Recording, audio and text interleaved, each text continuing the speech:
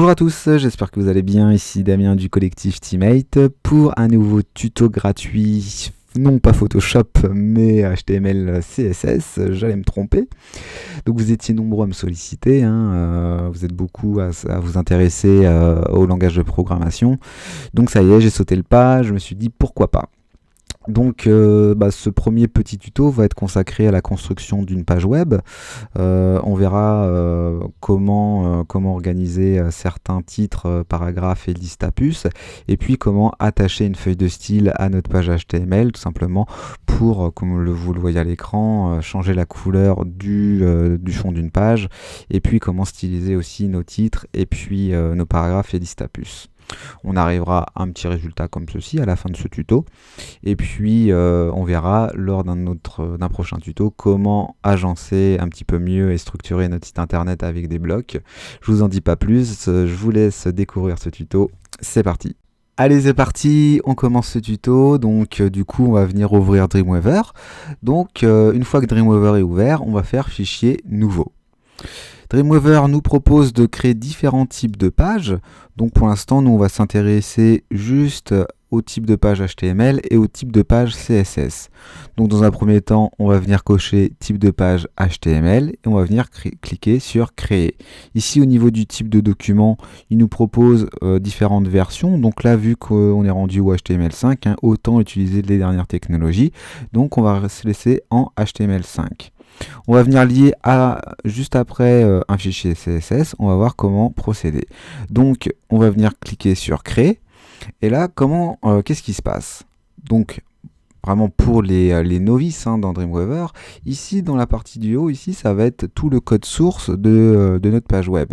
Donc Dreamweaver nous génère par défaut le code nécessaire pour la construction d'une page web, et ici en dessous c'est le mode qui va nous permettre de voir directement ce que l'on vient de taper dans la fenêtre du dessus.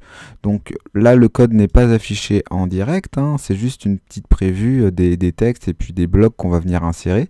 Si on veut venir afficher le code direct, on peut cliquer ici sur en direct. Donc pour l'instant il ne se passe rien, mais on va se laisser juste en fractionner pour voir un petit peu ce qui se passe. Donc il faut savoir que tout ce qui va être dans la partie head, ça va être du code qui va être caché. Donc pourquoi je dis caché? Puisque c'est ici qu'on va venir renseigner un nom de page, donc un titre de page, une description si on veut avec la balise description, et puis on va pouvoir rajouter aussi par exemple des appels JavaScript et aussi des appels aux feuilles de style. Donc dans un premier temps, ce qu'on va venir faire, c'est qu'on va venir cliquer sur fichier nouveau et on va venir cliquer sur CSS. On double-clique et donc notre feuille de style ici, on va venir l'enregistrer, donc fichier enregistré sous. On va venir par exemple l'enregistrer sur le bureau où vous voulez. Ici je vais venir l'enregistrer dans astuces web première page web et je vais venir l'enregistrer à la racine. Je vais lui donner le nom de style.css et je clique sur enregistrer. Si bien que mon fichier ici que je viens de créer, je vais l'enregistrer aussi, fichier enregistré sous, je vais l'enregistrer à la racine sous le nom de index.html. Donc toutes les pages d'accueil s'appellent index.html, c'est la règle. Donc on va venir cliquer sur enregistrer.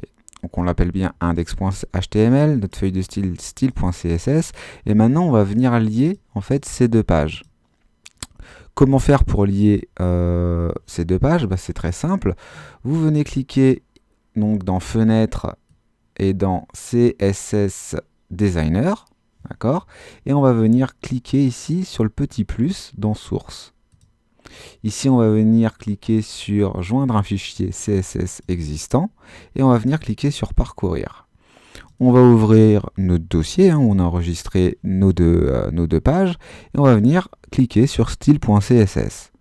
On clique sur Ouvrir et on clique ici sur Ajouter sous lien et on fait OK.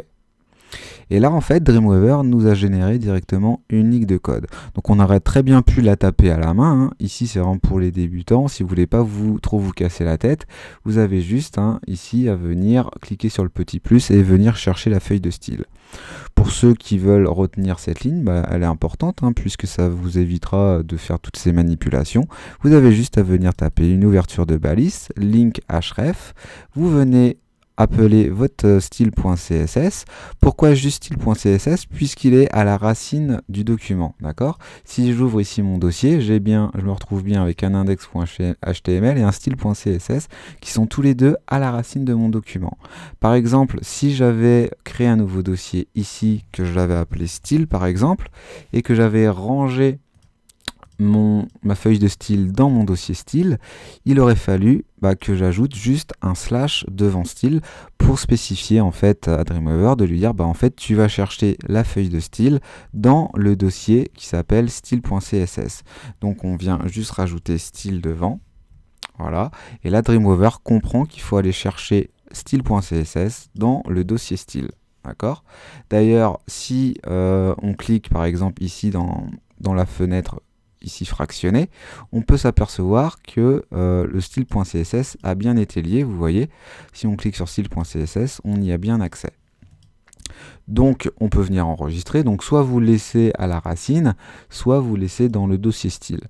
Moi j'ai l'habitude de le laisser à la racine, c'est pourquoi je vais venir supprimer directement mon dossier style, j'en ai pas besoin.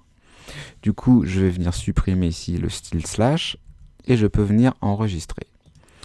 Donc, qu'est-ce qui se passe? Si j'ouvre ici index.html, je me retrouve avec une page vide, vous voyez, donc il n'y a rien dedans, c'est tout à fait normal. À savoir que tout le code que l'on va venir insérer, donc toute la partie visible du site internet, ici c'est normal, on voit rien, on n'a rien tapé encore, tout ça, ça va se passer entre les balises body ici. D'ailleurs, par exemple, si j'écris salut, que j'enregistre et que je viens actualiser ici, on voit bien le mot salut qui apparaît dans ma page web. Il faut savoir qu'il y a différentes manières de structurer une page web, donc là il ne faut jamais laisser juste le mot salut comme ça sans l'entourer d'une balise. Généralement, pour bien structurer une page web, il faut utiliser ce qu'on appelle des balises H1, H2, H3, H4, H5, ça va même jusqu'au H6. Donc ça, c'est des balises qui correspondent à des titres. On peut structurer aussi avec des listes à puces et on peut structurer aussi avec des paragraphes. Donc là, on fait vite fait un petit tour. Donc pour générer un titre, donc on va partir du H1 qui correspond au titre le plus fort. On va venir ouvrir une balise et on va venir taper H1. À chaque fois qu'on ouvre une balise, on n'oublie pas de la fermer directement. Donc pour fermer une balise, c'est très simple. On rouvre ici une balise, on fait slash et on retape H1. D'accord? Donc en fait, on va venir entourer notre titre 1 par exemple de balise H1. Donc là on l'ouvre et ici on n'oublie pas de la fermer, sinon ça ne va pas marcher. C'est un petit peu comme si vous rentrez chez vous, vous ouvrez votre porte et puis vous rentrez et vous la fermez. À chaque fois qu'on ouvre une balise, il faut toujours ne pas oublier de la fermer. Donc là si on enregistre, vous voyez qu'on a un titre qui apparaît en assez gros. Je vais venir à la ligne taper H2. Donc pareil, j'oublie pas de la fermer. À l'intérieur, je vais taper titre 2. Et je vais faire exactement la même chose en dessous avec du H3. Après, je vais m'arrêter puisque ça va jusqu'au H6. H3, et j'oublie pas ici de modifier en H3. Voilà. Donc si j'enregistre ici et que j'actualise, donc là j'ai bien mon titre le plus fort, un titre un peu moins fort et un titre encore moins fort. Il faut savoir que pour Google, lui, pour le référencement même, il va prendre en compte généralement les trois premiers titres, donc du H1 au H3, sachant que le H1 aura plus d'importance pour lui que le H2 et que le H3. Donc voilà pour les titres. On peut aussi générer du paragraphe. Donc si on vient taper ipsum HTML par exemple, pour générer du faux texte directement avec des balises, par exemple je vais prendre ça, Tac. Donc vous pouvez taper html-ipsum.com pour venir récupérer par exemple le médium paragraphe. Donc ce qui va correspondre à du faux texte sur 3-4 lignes.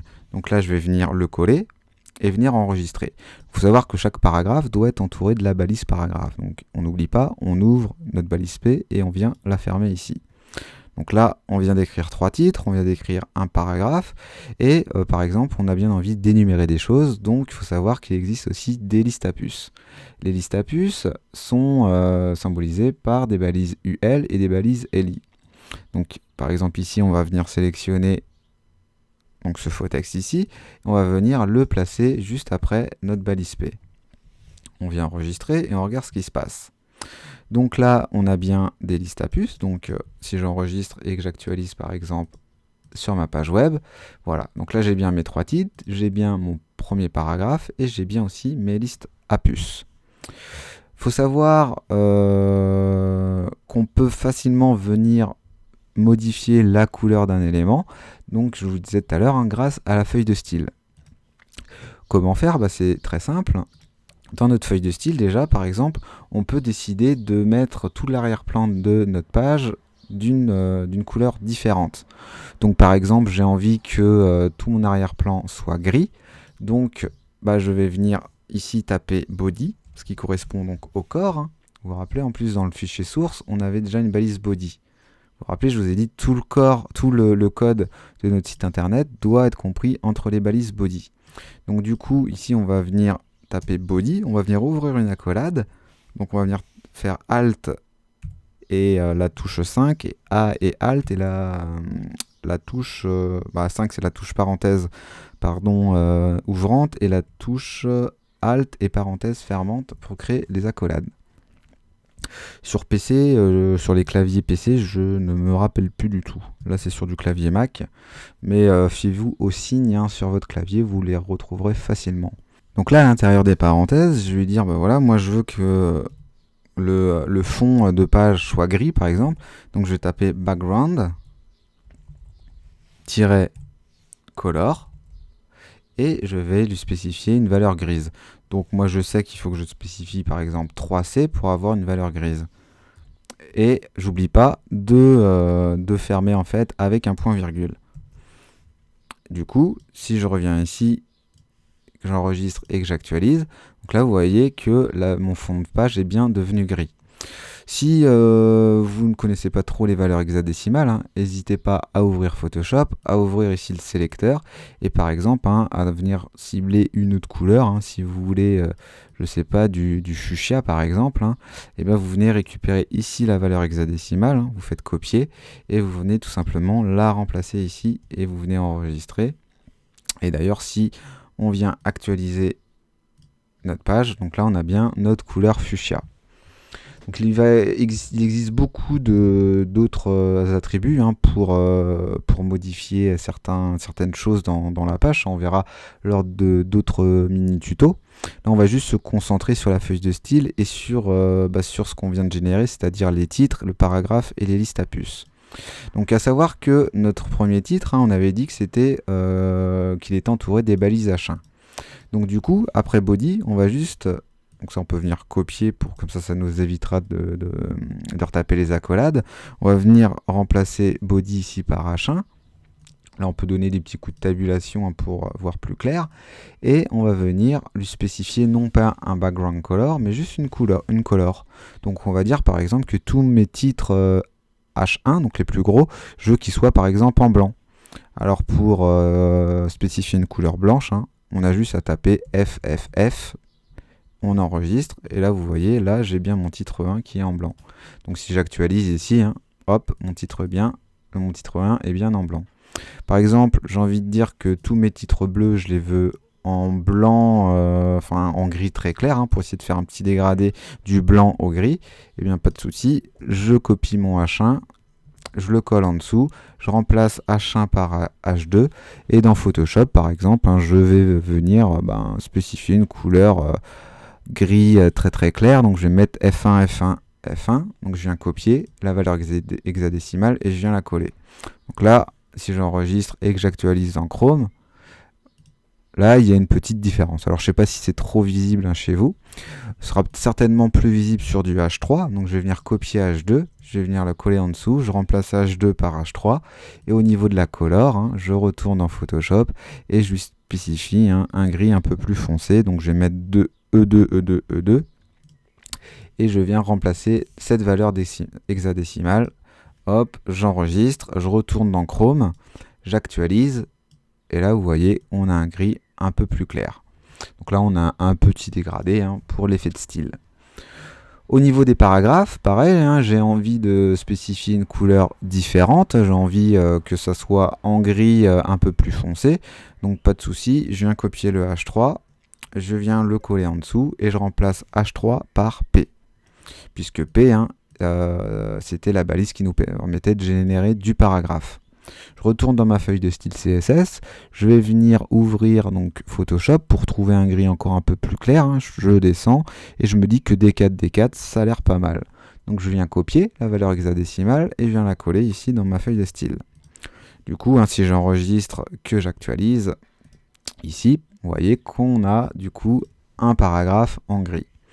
Et maintenant, j'ai envie que mes listes à puces, donc ici, soient en blanc. Donc pas de souci, je me rappelle plus trop ce que c'est les listes à puces. Ah bah vous voyez, on est dans entre des balises UL et des balises ELI. Donc sachant que la balise ELI, ce qui va nous permettre de faire notre listing, c'est notre liste. Et la balise UL va envelopper en fait nos listes. Donc eh bien je vais retourner dans ma feuille de style, je vais venir copier ma balise P, je vais venir la coller en dessous et je vais dire que tous les ELI, je veux qu'ils soient en blanc. Donc du coup, je vais taper 3F. J'enregistre. Je vais venir actualiser. Et voilà. Voilà comment styliser tout ce que l'on vient de taper, toutes nos balises, grâce à notre feuille de style. À savoir que là, vous voyez, on a le H1 et puis le LI qui sont en blanc. Donc histoire d'alléger le code, on n'a pas besoin de venir taper à chaque fois H1, ouverture, accolade, fermeture d'accolade, color, dièse 3F. On a juste à venir, après le H1 par exemple, on vient taper virgule et on vient spécifier LI. Si bien que là, si je supprime cette liste, le LI qui est en dessous et que j'enregistre, il se passe rien du tout. Sauf que vous voyez, je viens de réduire quand même mon code. Voilà, faut penser, si vous avez plusieurs balises qui ont la même couleur, ne pas hésiter à ajouter les petites virgules. Votre code sera beaucoup plus léger. Donc voilà, essayez de penser à ça. C'est important d'optimiser son site internet. On va s'arrêter là pour aujourd'hui, puisque j'ai bien envie de créer des mini petits tutos pour que la playlist à la fin aboutisse à quelque chose. Je vous en dis pas plus, j'ai une petite idée en tête. Mais on va s'arrêter là. La prochaine fois, la partie numéro 2, on verra comment créer des blocs, comment construire, on va dire, son site internet. Puisque là, on a écrit qu'on a tapé que des balises qui nous permettent de styliser notre site internet sous forme de texte. Il faut savoir qu'il existe une méthode pour créer des blocs, pour les assembler, etc. C'est ce qu'on verra lors du prochain tuto. On verra aussi comment créer des liens, comment animer les liens, etc. Donc si vous avez aimé ce tuto, n'hésitez pas, un petit pouce vert, ça fait toujours plaisir. N'hésitez pas à partager autour de vous. Si vous avez des questions, dans les commentaires, j'essaierai de poser dans les commentaires, j'essaierai de vous répondre assez rapidement. Ou sinon, vous m'envoyez un petit mail à damien@teammate.fr. Et voilà, je vous retrouve très très vite pour la prochaine partie de ce tuto. À bientôt.